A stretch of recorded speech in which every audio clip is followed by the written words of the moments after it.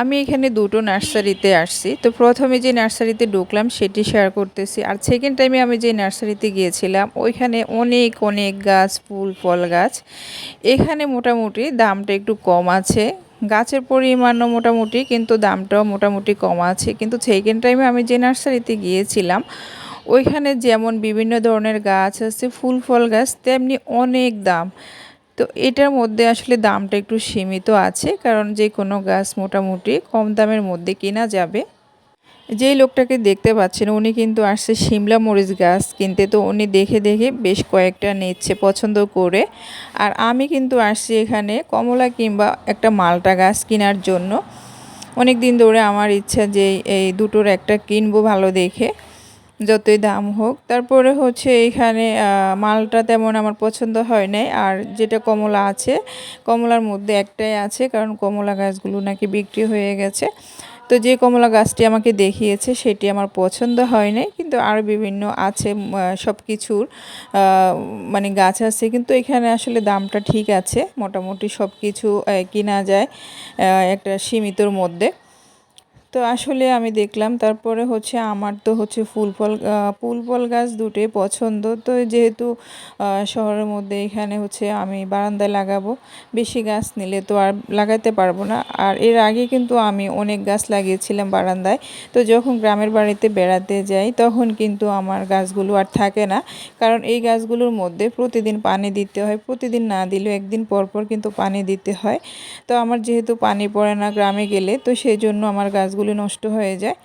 তো সেজন্য ভাবছি এখন আপাতত একটি গাছ লাগাবো। তো আমি আসলে এখানে দেখার পরে কিন্তু আরও একটি নার্সারি আছে অনেক বড়। তো আমি এখান থেকে বের হয়ে কিন্তু সেইখানে যাব চিন্তা করতেছি।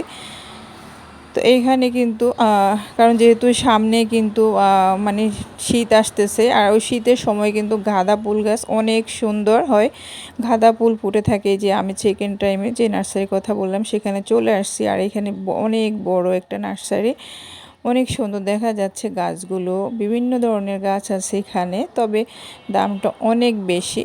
তো একজন মুরব্বি প্রথমে আমাকে মালটা আর হয়েছে কমলা গাছ দেখাইছে। উনি আসলে অনেক দাম বলতেছে, মানে উনি যে দাম বলতেছে মনে হচ্ছে যে আমি মানে দামটা একটু বেশি হয়ে যাচ্ছে। তারপরে এখানে আর একটা ছেলে আছে, সে মানে দুপুর টাইমে খেতে বসছে, পরে তার খাওয়া শেষ হয়েছে পরে সে আসছে। আর ওই মানে মুরব্বি বয়স্ক টাইপের যে লোকটি উনি চলে গেছে।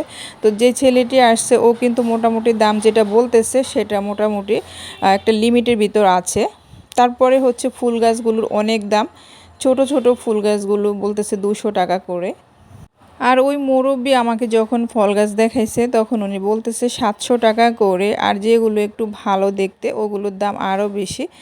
তো যাই হোক, ছেলেটা কিন্তু একটা লিমিটের ভিতর মানে ফল গাছগুলোর দাম বলতেছিল, মোটামুটি মনে হচ্ছে নিতে পারবো একটা।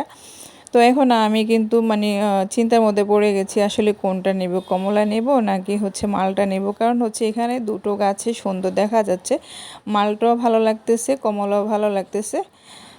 তো তারপরে চিন্তা করতে করতে আসলে কোন গাছ নেব আমি সেটা মানে বুঝতে পারতেছি না। তবে এখানে যতগুলো গাছ আছে সবগুলোর মধ্যে বেশিরভাগ হচ্ছে কিন্তু ফল ধরে আছে।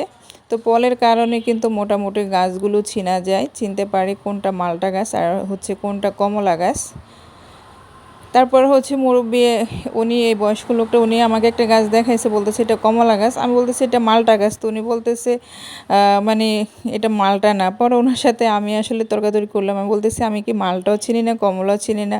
তারপর বলতেছে আসলে এগুলো এখনও পাকে নাই, না পাকার কারণে কিন্তু এটা মালটার মতোই দেখা যাচ্ছে। তো অবশেষে কিন্তু আমি একটা কমলা গাছ নিয়ে নিলাম 500 টাকা দিয়ে। তারপর হচ্ছে ছেলেটা এখন আমাকে কমলা গাছটা বের করে দিচ্ছে। আর হয়েছে এখান থেকে আমি কিছু মাটি নেব।